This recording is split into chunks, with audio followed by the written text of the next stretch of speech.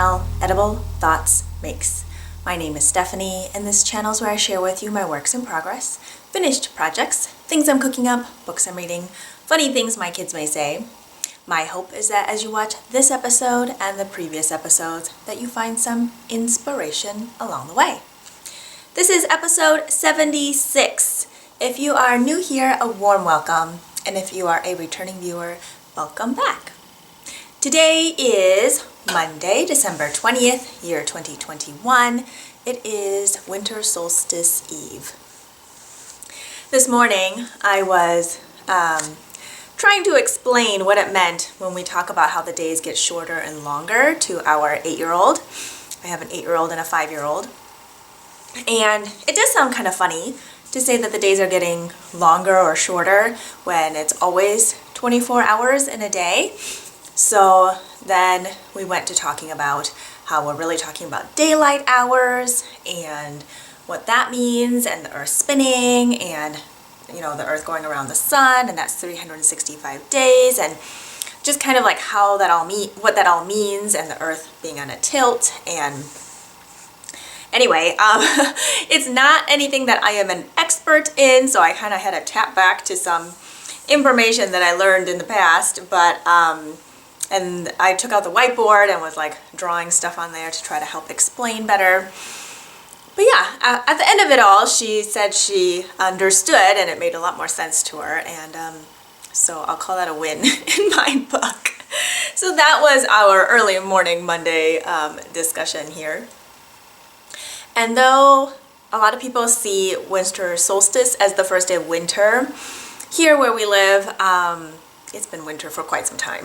I always feel like November is kind of when winter starts for us.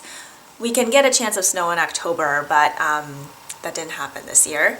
And we did get some new snow a couple days ago, and so it's beautiful outside. It's definitely chilly. I think this morning before sunrise, it was maybe in the mid or upper teens Fahrenheit, and that was going to be the warmest of the day. So it's just going to drop from there.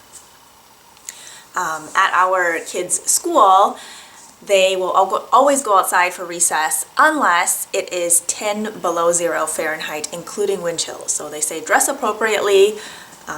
They will be going outside. So the kids were all bundled up going to school today, and yeah, I think they'll be just fine. So let's see here. I do have a few finished projects to share with you today, and some updates on works in progress that I shared with you from last time. And there is a new cast on from last time as well. I had mentioned it briefly at the end of the last episode, but I had not started it yet because my yarn had not arrived. So that'll be exciting to talk about. As always, my videos are fully captioned, so you can just click on that CC button at the base of this video. And then makers, dyers, designers, things like that will be linked in the description box below this video. Sometimes you need to click on show more or read more or something like that. I like to list them by their websites if they have that, because then it'll just go to their various shops or Etsy, Payhip, or whatever they might use to sell their patterns or products. And then I have a separate section that goes to my Ravelry project pages if that is something that somebody wishes to go look for information. I do try to share any information that you would otherwise get from a Ravelry project page to make that information more accessible to everybody, and also because sometimes hearing how a project evolves or how I maybe adapted something is kind of tricky to write everything out, but I like to share that information in conversation with you here. So I think we will get started with finished projects.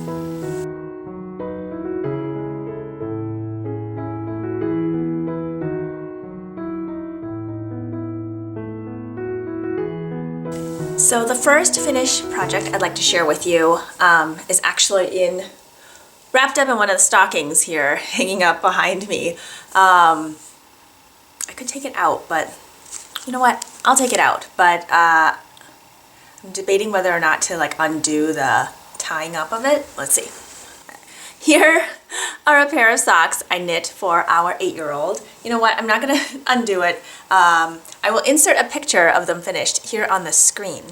So look up on the screen if you aren't looking up and doing something else. The socks will be here on the screen right now. So this pair of socks I knit for our 8-year-old. I used needles US 1 or 2.25 millimeter, and I did knit them using 9-inch circulars. I cast on 52 stitches for her socks.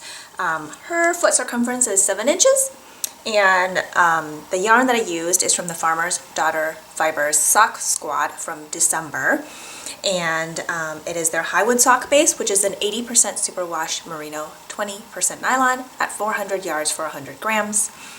And I think my gauge with this particular yarn is like 8 stitches per inch. So it gives her a little bit of negative ease and a little bit of room to grow, because kids' feet grow really quickly. And the benefit for me is if I don't finish one in time for her to wear them, then I can give them to her sister. But it actually also just works out well if she doesn't wear them for very long, then they can still go on to her sister, so it works out just fine. So for these, I ended up using 47 grams of this main color, which is this beautiful variegated, speckly, cool pink with reds and blues on it. And the contrast color that it came with is this vibrant Kelly green. So I did my, it's not mine, I mean I didn't make it up, but it is my recipe that I like to use for a peekaboo fold over cuff. It just gives you a pop of contrast color over the top, and I'll link to how I do that in a video on the screen here. I'll link to it, it'll be in one of the corners. So basically I start with my contrast color and then join my main color and then fold the wrong sides together, knit together, and continue going. So these socks I did a shadow wrap heel, and I followed the tutorial by Denise of Earth Tones Girl. And let's see, for the feet I knit 58 rounds. Her foot length is 7.75 inches last I checked, and her shoe size is a youth size 2. So I share that information because I think it can also help you out if you are knitting socks for someone of similar size feet. Of course, your gauge may vary, but it kind of gives you a ballpark estimate on where to start. So I'm very excited about these socks. I only did the contrast in this cuff portion. I did not do it for the toes or the heels. So these are going in her stocking, and I'm very excited for her to receive them. The next finished project uses the same yarn, and it is also bundled up, so I just pulled it out of her stocking. It's for our 5-year-old. I knit her a pair of fingerless mitts. So I used the Everything November? Yeah, Everything November mitts, and that pattern is for one size, but I modified it for a child. So I cast on fewer stitches, did a shorter gusset, and kind of everything just a little bit smaller. And so these are wrapped up here, and then I use the contrast color on the fingerless mitts for the thumbs. Now, funny story behind fingerless mitts. So I believe it was in January of this year that I knit our 5-year-old a pair of fingerless mitts. I used Knit Picks Felici. They're really cute and are striped, and they matched. And somewhere along the way, she lost one mitt, as one does. And I had enough yarn remaining to knit her another one. So I've knit 3 of those same colorway of mitts, and I made that one match perfectly, and all was good. Well, then she lost the whole set, I mean the pair, right, at school, and she didn't know where it was. I asked her to check the lost and found. I don't think she had a chance to go check the lost and found. And then last week we received an email from school that said, hey, if your kid has lost anything, please check out our lost and found slideshow. They are numbered, and then if you see anything that belongs to your kid, please fill out this form. Let us know which item is yours, and we will get it in your kid's backpack. Well, I thought I would just look through the slideshow and see if anything showed up there, and there were the mitts. Oh, thank goodness, they showed up. And so I filled out the form, and sometime this week she should be coming home with those mitts, so that's exciting. But these will still be put to good use. It is definitely too cold outside to just wear fingerless mitts, but my kids like to wear them indoors. We keep our house on the chillier side because I tell them they can just wear more clothes if they're cold. But yeah, I mean, fingerless mitts are also great for spring and fall. But yeah, in the winter time, often they'll just wear them inside. I know for our older one, she really likes wearing her fingerless mitts just for extra cozy factor. And especially when she's reading, I feel the same way. Sometimes when I'm reading, like I'll be covered everywhere else, but because I'm not moving, my hands and my fingers get really cold. And so I'm holding a book and my hands are kind of out, right? And they're not moving. They just get really chilly. So it's kind of nice to have fingerless mitts to make you a little bit extra cozy. The amount of yarn I used for this was pretty, I would say pretty minimal. I think I used 25 grams total. So for anybody who has minis that come in, you know, the 20 grams or have just leftover yarns from other projects, I feel like fingerless mitts are a really great way to still use that yarn and in a way that's kind of fun. Yeah, you can kind of mix and match. You can do stripes. I've done a stripey pair before, and this one I just decided to let the variegated yarn shine and then use the solid for the thumbs, and I think they're super cute. I'll insert a picture here on the screen of them blocking on sock blockers. They look kind of funny, but it serves its purpose, and I think they're super cute. The next finished project I'd like to share with you is something I just finished this morning. I really wanted to get it done and I just kind of plowed through it. I am an early bird. I like to get up before everybody else does in the household because I like to start my mornings quiet. I don't like to chit chat a bunch in the morning. It's not because I'm not awake yet or because I haven't had my coffee yet or whatever the case may be. I just want it quiet. Because once the kids get up, it is just chaos. I mean, it's not like bad chaos. It just is what it is. Like everybody's like trying to get things done or whatever the case may be, and everybody's trying to get your attention, and you're trying to get breakfast on the table and get their bags ready. And anyway, if you are a parent of young children or maybe even older children, I'm sure you have a feeling of what I mean. So yes, I wanted to get this done, and I guess I should, what is it called? Spoiler alert? Put in a spoiler alert here. I did knit this project out of my A Knitter's Homestead yarn advent calendar. The yarns are dyed by River, and I had mentioned in the last episode that I was giving myself permission to open advents like days ahead of time if I wanted to move things around or put different colors next to each other or omit certain days. So I have opened all of them, and I don't want to spoil it for anybody else. I am not sure when this video will be like completed, edited, uploaded, and published on YouTube, so it could be kind of a not relevant point if it is up after the fact. But I believe one or a few of the stripes that I've knit on here, I'm looking at it in my lap, are of like future days from now. So what I think I'm gonna do is just put a timestamp here on the screen that says when you can skip to if you don't want to be spoiled, like if you have this advent calendar and you don't want to know what the other colors are coming up. I will say I did not use day 24 or day 25, so you're safe on that. But I did use some of the other days in between. Okay, so I'm gonna put a timestamp here on the screen and jump to that if you don't want to be spoiled. Otherwise, we're gonna continue. Okay? Okay, so this project that I'm talking about is the Poka Poka hat, which actually turned out not to really be the Poka Poka hat. It's more of this hybrid between the Poka Poka and the Musselburgh hat. I also looked up how to pronounce Musselburgh, and I guess the British pronunciation is Musselburgh and the American pronunciation is Musselburgh. My project ended up being a combination of the two. The Poka Poka is in the Moon and Turtle book by Sachiko and Kiyomi Bergen, and the Musselburgh hat is by Isolde Teague. They are both paid for patterns, so I will not be going into detail about numbers or things like that. I believe construction of the hat is mentioned on their Ravelry pattern page, which is there before you purchase the pattern. So that I feel comfortable talking about, but I definitely won't be sharing like numbers, stitch counts, things like that. So, are you ready to see it? Here is part of it. And it keeps going and going and going. Ta-da! So you may be thinking, how in the world is this a hat?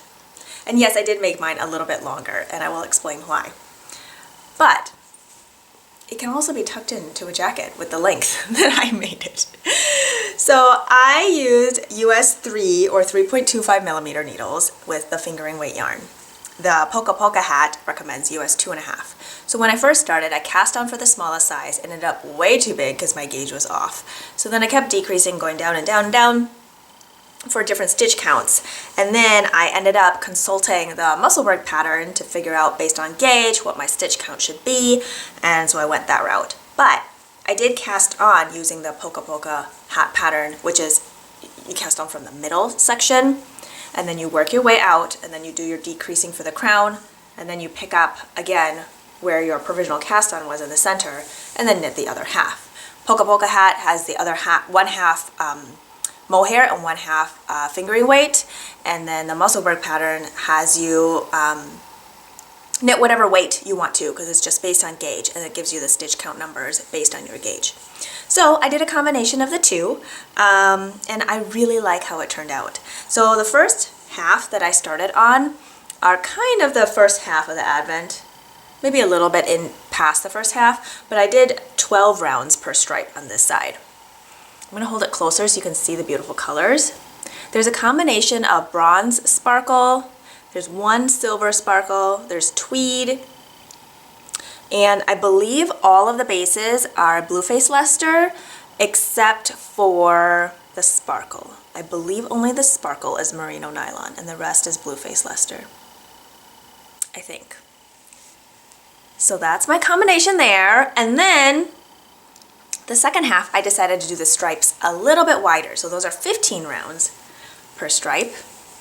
And I decided to do the second half, I guess minus these 3 stripes here. I decided to do the second half all tweed, just for fun. And there happened to be almost, I would say like, definitely more than half, I think, of the minis were tweed, which is so much fun. Lots of different colors of tweed in these minis. I'm gonna hold it close up so you can see it better.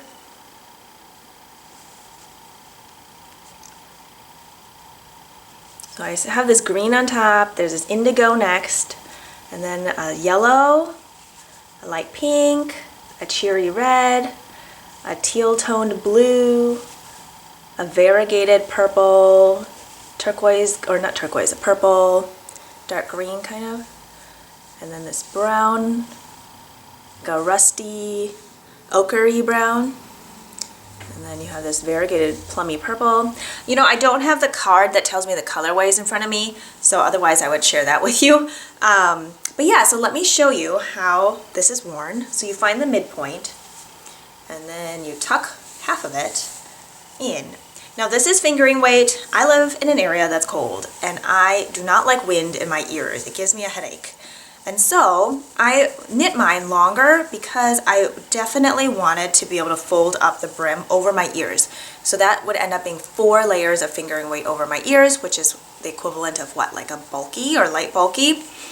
And I wanted to make sure that it really covered my ears, not just like halfway. I wanted it to really cover my ears. So then I kind of thought, okay, if I need that many inches, and then thinking about hat depth and then adding that on, is how I figured how long I wanted my hat to be. So here it is, even folded in half. It seems pretty long, but I really love how I ended up doing it where one side is, I wouldn't say muted, but like it definitely has more of a different vibe than the tweed side, and I'll flip it around so you can see the tweed side later. So if I were to wear it like just like this, it would be pretty slouchy, but I want to wear mine with the ears covered. So I fold up like a really nice thick brim. I'll put it on to show you. I have not wet blocked it since I just finished it this morning, but I did steam block it. Oh, that fits really nice. So I have a great brim here that covers my ears really well, and it hugs my head so it doesn't fall off. Oh, it's so cozy. I love it. Really comfy. Now let me show you the tweed side. So I would just flip it around the other way. And this tweed side is so cheerful and reminds me of holiday lights. So I'm going to flip that side up and put it on.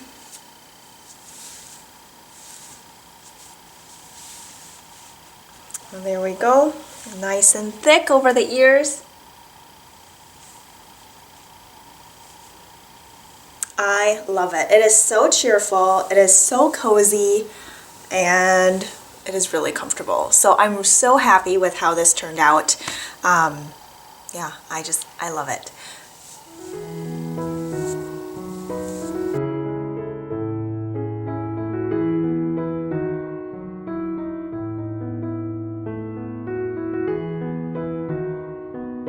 I had to take a quick break to go check on some ginger syrup that's bubbling on the stove.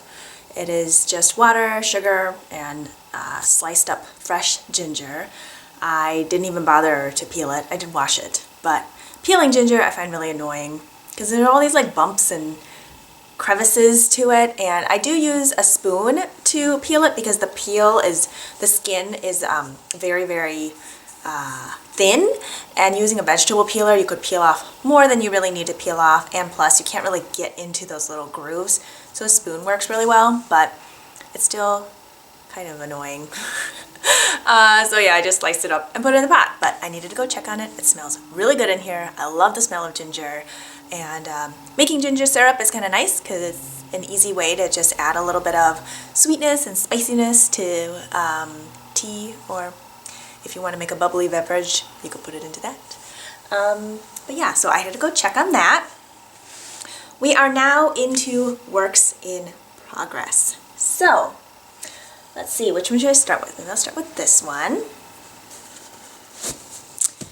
This work in progress, these are my husband's Christmas socks. Now Christmas is not even just around the corner. Christmas is almost here, smack in your face. And I am almost done with these. I'm not pressuring myself to have them done by Christmas or Christmas Eve. If they are done, great. If they are not, that's okay. And I'll just put them as a work in progress in his stocking and work on them over Christmas break, and he'll have them at some point. But I am really close, so it's possible. Here it is. Got these ends to weave in. They're so much fun. I love them. Let me get to my page here. So I'm using US 1.5 or 2.5 millimeter needles. I like to knit vanilla or plain stockinette socks on 9-inch circulars. The yarn that I am using is dyed by Michelle of Woolens and Nosh. It is a 90% superwash targhee, 10% nylon, 3-ply at 411 yards for 100 grams. Here's her ball band up on the screen. And I have made great progress, and I love how they are striping up. I did use the mini for a cuff and for the heels. I did, let's see, my husband has a 10-inch foot length, 9.5-inch circumference, US 10 men's shoe, and I, on US 1.5, have found that it seems to be the best fit for him. With whatever gauge that I am knitting at. The cast on is 64 stitches here on the US 1.5. So I did the cuff with the contrast color, 2x2 rib for 20 rounds. He doesn't like a particularly long leg, so I just knit however many inches this is, I don't know, but the pattern, the color striping is 3 colors. So I did 1, 2, almost 3 of that repeat, and then I wanted this contrast heel in between the cream and the red. And then I am maybe what, 40 rounds into the leg, 10, 20, 30, 10, 20, 30, 40, yeah, 40 rounds into the leg. So I think I mean into the foot, not into the leg, into the foot. I'm knitting these cuff down. So yeah, I think I can finish these. Yeah, maybe? The progress keepers I have on here are by Maria of Woolen Forest. Her Etsy shop is Forest Charm. I've got a teacup and saucer on one, and then a fawn with a red jasper bead on the other. Yeah, I think I can get these done. So that is that project. Housed in a cute little patchwork festive project bag that I sewed up. I really like it. It's really fun. Okay, next work in progress. Guess since we're on socks, I'll go to another pair of socks. And these are also Woolens and Nosh yarn. This is her first year doing Advent, an Advent skein. And so for a lot of self-striping dyers, what they do is they'll they'll dye for like 1 color or 1 stripe a day. And this is the little bag it came with. As I'd mentioned before, I jumped on one of her shorts sales, so it was less than 100 grams for the main color. I believe it was 70 something or 80. Let me see if I have it in my notes here. Yeah, mine started at about 77, 78 grams, and then my mini, the cream color that it came with, was about 25 grams. So let me see how many stripes I am here. 1, 2, 3, 4, 5, 6, 7, 8, 9, 10, 11, 12, 13, 14, 15. Oh yeah, there's only 18 colors on here, so I won't be spoiling this for anyone. Although maybe I would. By this point, I'm not going to worry about it because my striping sequence started out a little bit different from other people's, I think, that started with the full skein. So I think somewhere she had mentioned that it should start on cream and mine started on red, which I think for others, the red came later. So then my sequence, of course, is the same, but my starting point is not. I am knitting these cuff down, and I'm just going to show you what they look like. So I started with a cuff. I did Old Norwegian cast on, 56 stitches. I am knitting these also on US 1.5 or 2.5 millimeter needles. This is also a 90-10 superwash Targhee nylon blend. And I did a 2x2 rib for 24 rounds.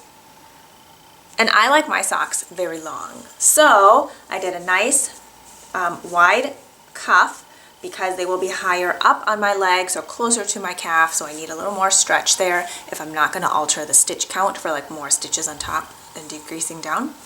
And then for my leg, I think I did I say how many rounds? I think I did like 80 rounds for my leg.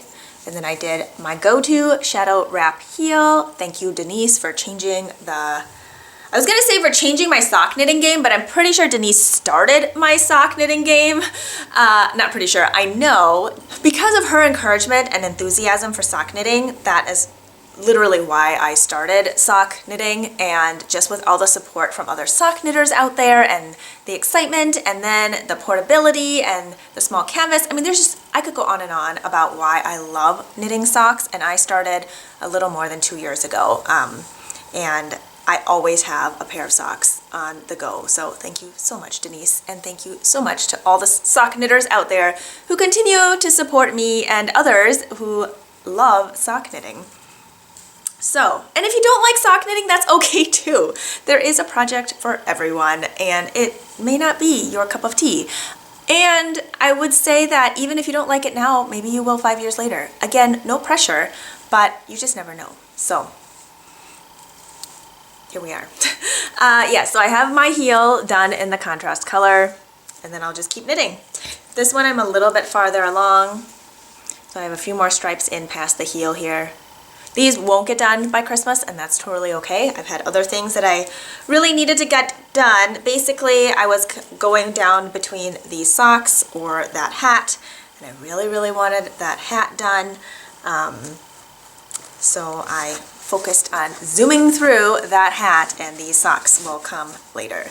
And it'll be nice to have socks to knit on when the kids start winter break, and it's something that's very easy to not have to look down much, not have to count anything. I mean, I have to count how many rounds for when to stop and knit a toe, but like, I'm not constantly having to look at a chart or count things like with lace or whatever, things like that. Not that I knit much lace, but yeah, so this will be a nice kind of winter break project to work on when the kids are home.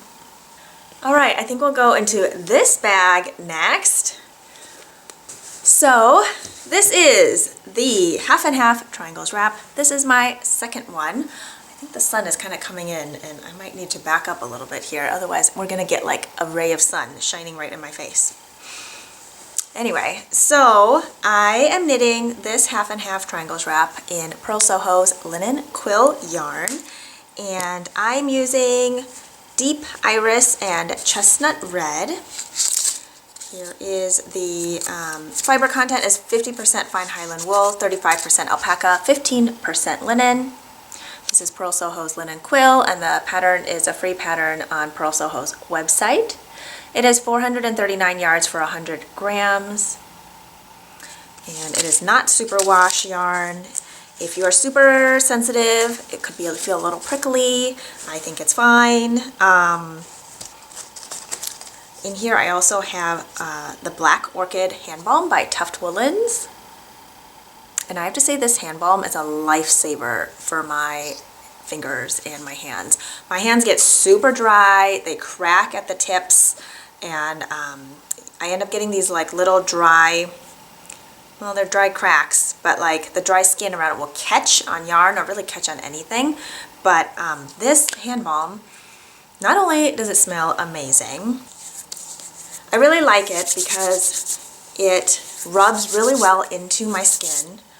But then when I'm working on my project also smells really good. But it just keeps those like really catchy, dry bits on my fingertips from catching on things.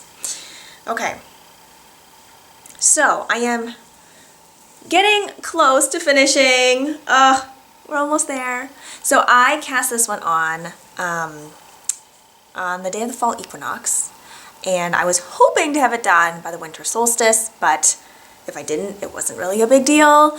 But I'm close. I'm not gonna have it done by tomorrow, but I am so close. 4, 6, 8, 10, 12, 14, 16, 18, 20, 22, 24, 26, 28, 30, 32, 34, 35. Ah, I was pretty close. 35. And, let me move this progress keeper over. I have this beautiful one, which is an oak leaf with a raw gemstone on it. This one also is by Maria. She makes my favorite progress keepers and stitch markers, as you've heard me talk about before. I'm not going to go into detail about the construction of this project because I have talked about it a lot. If you are interested in learning more and you are a newer viewer here, I will link in the corner above to my finished, well, I don't think it was only talking about that project in that episode, but I do talk about it in detail in that one. I will link to it up in the corner here. I also recently shared a video on how I like wearing mine. So this is my second one. This one I'm calling Deep Autumn for the autumnal colors, and my first one I called Autumnal Winter because the colors are a little more grayer. And I recorded a video, a very short clip, on how I like wearing it and ideas for you if you aren't sure if this is a project for you, or you're just not sure how to wear it, or maybe you're gifting a wrap to somebody and they don't know how they want to wear it. Just gives some ideas. I feel like sometimes as makers we are drawn to making things but aren't always sure how the end result will fit into our lives. I've said before, and I'll say it again, I am definitely a product maker, which means I choose products or choose projects based on the end result. If I can't see it in my life, if I can't see how I'm going to wear it, if I can't see how it's going to be used or how it's going to be gifted, then I won't make it. I also have to enjoy the process. If it's going to be a pain in the butt, I probably won't make it. I am not somebody who will seek a project for maybe the challenge. There are enough challenging things in life that I'm not sure that kind of challenge or extra stress is what I'm looking for. And I should say, I don't know if that's the right way to say it, because for some people, some things induce stress and not for others, right? Some challenges some people find fun while other people find stressful. And for me, miles and miles of garter knit flat in this form just happens to work for me, because I can also see the end result and see how versatile it's going to be and functional, and how much joy it's going to bring me through the process and the end result. So for me, that's a win-win. If I can't see that happening, and it isn't always number of points, tallies or anything for both sides. It has to kind of just all come together. And if at any point that it's just not coming together, that's when I frog a project, or just, don't even start it. So anyway, that's my little spiel on that. Okay, we are on the last one. This project is one that I hinted about in my previous episode. This is a test knit for Tiff Nealon. It is the watercolored pullover. I believe it's coming out mid or late January of 2022. And I wanted to show you my progress on it, because I've made a lot of progress on it. Now, I've always wanted to knit a Christmas sweater, but around the holidays, it's just kind of a hurried, very busy time, and it just doesn't always work out. And again, why add on extra stress if I don't need it? So Tiff is somebody who's a very prolific designer. She has patterns coming out all the time. She designs everything from hats to socks to sweaters and shawls. And she had a few designs go by that I was like, oh, I want to test that. But then I thought, maybe not a good time to do it. But then this one, she put out a test call for. It is light bulky weight. You can hold DK double or use bulky weight yarn. And I thought, you know what, I could do that. I think I could do that. And at the same time, Knit Picks was having their sale. This was end of November-ish. And I thought, well, I really wanted to try the Wool of the Andes yarn. It's a non-superwash Peruvian wool, I think. Yeah, 100% Peruvian Highland wool. And it's color work, and I thought, okay, you know what, everything's kind of lining up. It's color work in the round, top down, fine. I'll apply, and if I get it, great, and I'll do it. Okay, so I did.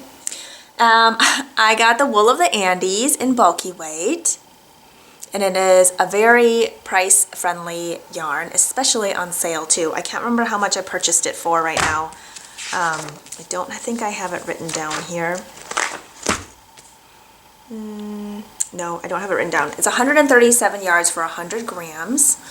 And I ordered it in Lumberjack, which is this dark green. I love a good green. Love it. And then my color work is in, let's see, this kind of purple toned magenta color, which sometimes in photos comes up as hot pink, but it's definitely more purple than hot pink. This one is called Fairy Tale. And then my other contrast color is Gosling, which is a light gray. Let me see if I can hold them all up next to each other. So here they are on the screen all together, and I just love how they're working together. To me, it still says Christmas and holiday without screaming like the red and green. So, I'm not going to go into super detail about it since it is still in testing mode. Depending on when I record next and when the pattern is released, I may talk about it in like a kind of a full finished project form on the next episode, or just in a future one. Otherwise, I will definitely be posting about it on my Instagram, which is edible.thoughts.makes, so keep an eye out there. Are you ready to see what I've done? Dun dun dun dun! Isn't it beautiful? Oh my goodness, I love it. I have a stitch marker, a progress keeper on the front just to easily identify the front versus back right now. This is by Yura of Knit Boop. It is half a pomegranate. It's so cute. So here's the color work. I've done a quick steam block just to make sure my floats look good and nothing looks super bunchy. And I have one sleeve here on a short cable. This is how I like to knit. So I use interchangeables, and this is a Knit Picks interchangeable set. It's the short tipped one, and I like to put the 16-inch cables with the stoppers on the sleeves. That way when I go to pick them up, it's really easy. I don't have to like figure it out through waste yarn or anything.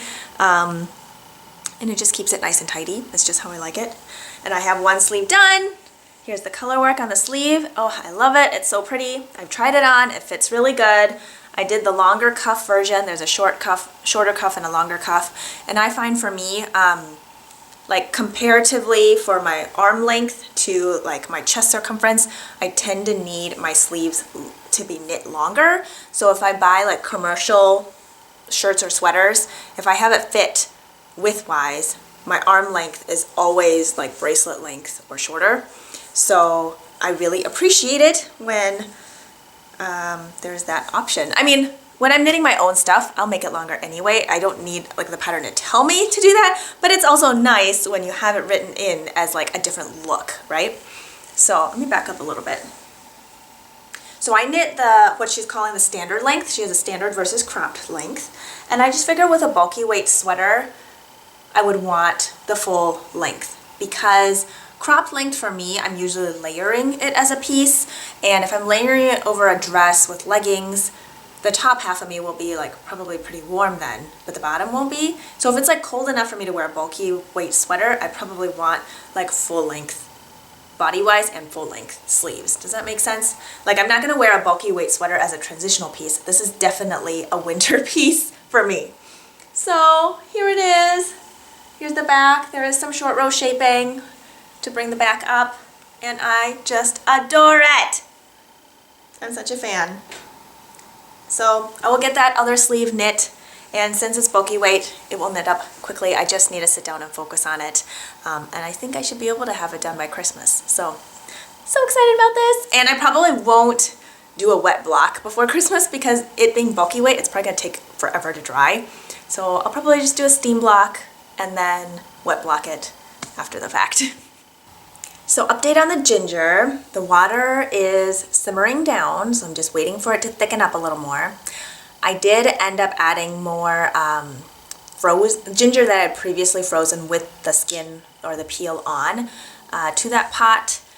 And with the other fresh ginger that has not been frozen yet, I decided that I will go through and carefully remove that skin or peel and then chop it up either really fine, like mince it or grate it, and then put it into little ice cubes so that it can be easily thrown in for stir fry and things like that.